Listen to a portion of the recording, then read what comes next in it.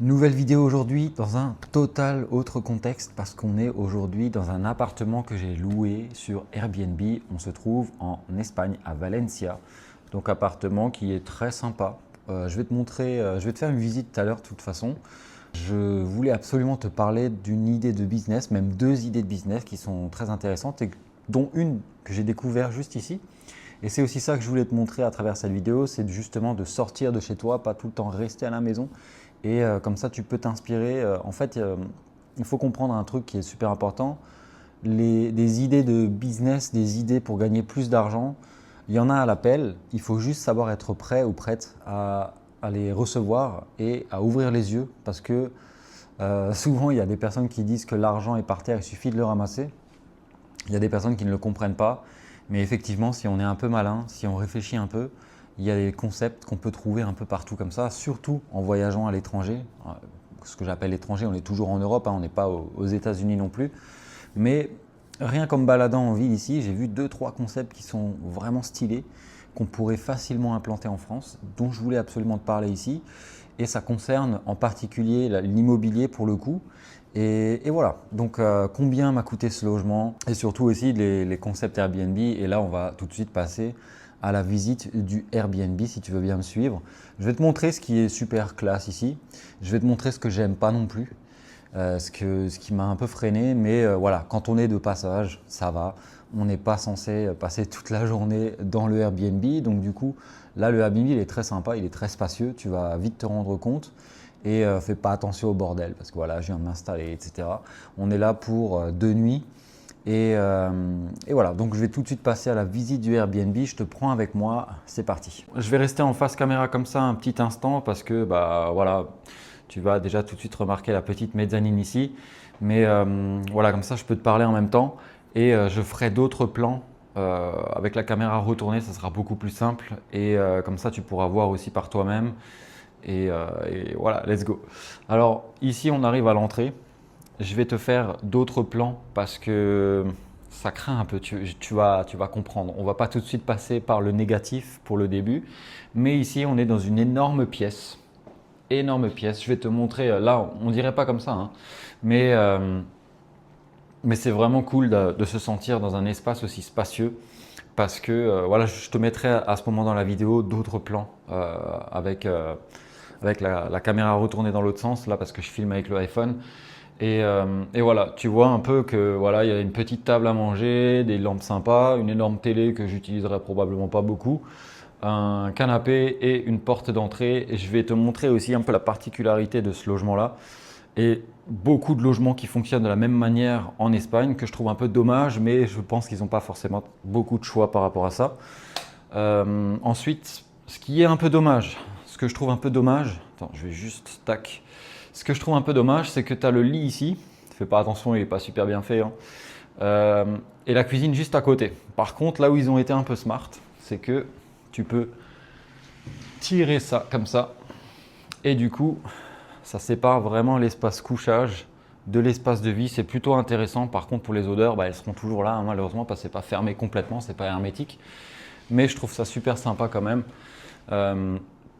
Cuisine très fonctionnelle, assez design avec les lumières qui sont sympas, plan de travail assez fin comme on les aime. Et voilà, je te mettrai de toute manière encore, je te mettrai des plans de l'appartement, hein, pour te montrer un peu.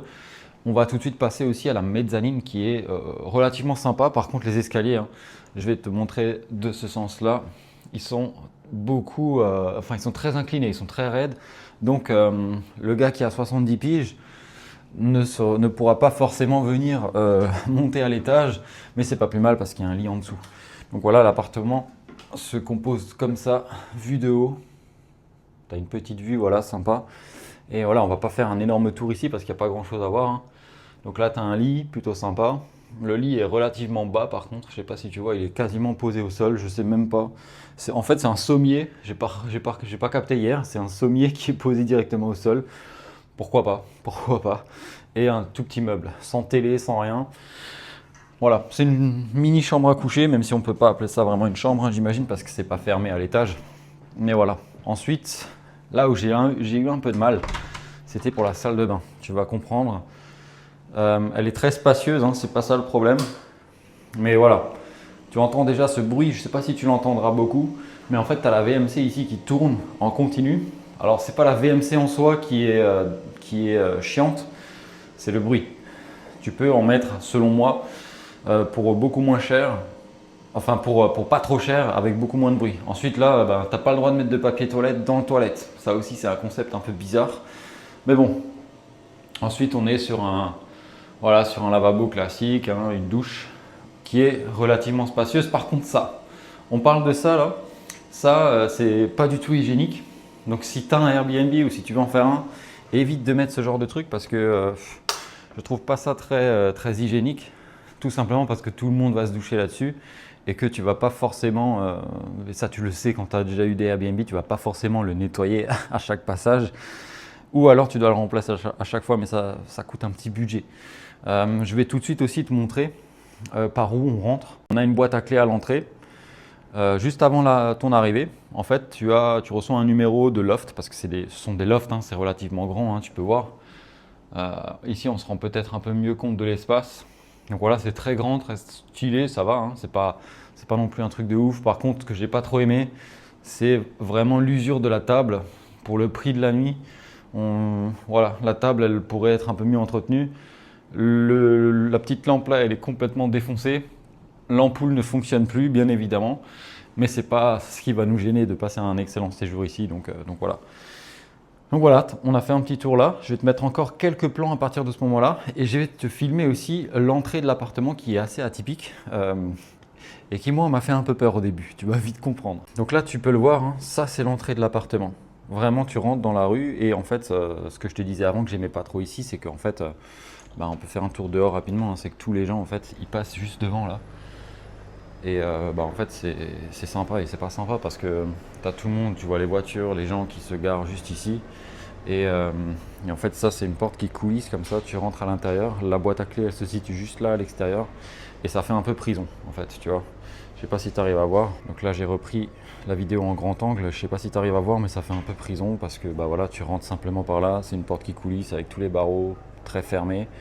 Le point négatif aussi de l'appartement c'est que c'est pas très lumineux, hein, malgré la grosse baie vitrée, mais c'est pas trop lumineux. Ici c'est sympa, tu peux fumer une clope, tu peux boire un café, prendre l'air, et ça c'est l'appartement. Donc voilà, après ça va, hein, vu que c'est même en bord de rue comme ça, mais quand tu regardes à travers l'appartement, tu vois des barreaux comme ça. Je trouve que ça fait pas trop classe, mais comme dit, c'est juste on est de passage, donc c'est pas trop grave. Et tu peux voir un peu la taille des plafonds qui est relativement sympa, avec une petite clim pour chauffer et pour la climatisation en été. Fais pas trop attention au bordel ici, mais en gros c'est sympa. Peut-être que maintenant tu pourras te rendre compte un peu plus des volumes. La cuisine est très fonctionnelle aussi. Je vais te montrer rapidement. On a des machines Tassimo, machines à café, fer à repasser même pour repasser ses vêtements. Ici, on a un peu de vaisselle pour pouvoir cuisiner, même si l'objectif d'être en vacances, c'est pas forcément de s'embêter avec ça. On a aussi un point positif ici, la machine à laver. Si jamais tu veux te faire, si tu as besoin en urgence, voilà, là, rien de fou, hein. Ici aussi, c'est cool parce que le chauffe-eau, il est présent, il a l'air très neuf. Par contre, la bassine m'inquiète un peu. On en a parlé hier en live. À mon avis, c'est une potentielle fuite. Mais ça a l'air propre et l'idée de le mettre en haut, c'est pas plus mal. Comme ça, personne ne peut y toucher forcément. Ensuite, on a un frigo qui est encore vide pour le moment parce que je viens d'arriver, mais très propre, de la marque Beko, qui est cool. Design avec les petites lampes vertes là. Et on a un compartiment aussi congélation. Donc là, j'ai pas encore trop regardé ce qu'il y avait dedans. Ah bah tiens, ils nous ont laissé des glaçons, ça c'est cool. Et voilà, ici on est sur l'espace couchage, comme je t'ai montré avant, avec la mezzanine qui est plutôt sympa. Et on a l'espace douche. Donc comme je te disais ici avant, hein, ça c'est pas trop hygiénique. Vaudrait mieux éviter parce que tout le monde se baigne là-dessus. Moi-même, j'avais mis ça dans mon Airbnb parce que c'était en gris, ça faisait assez stylé et tout. Et ce que je trouve aussi dommage, c'est le sol comme il est.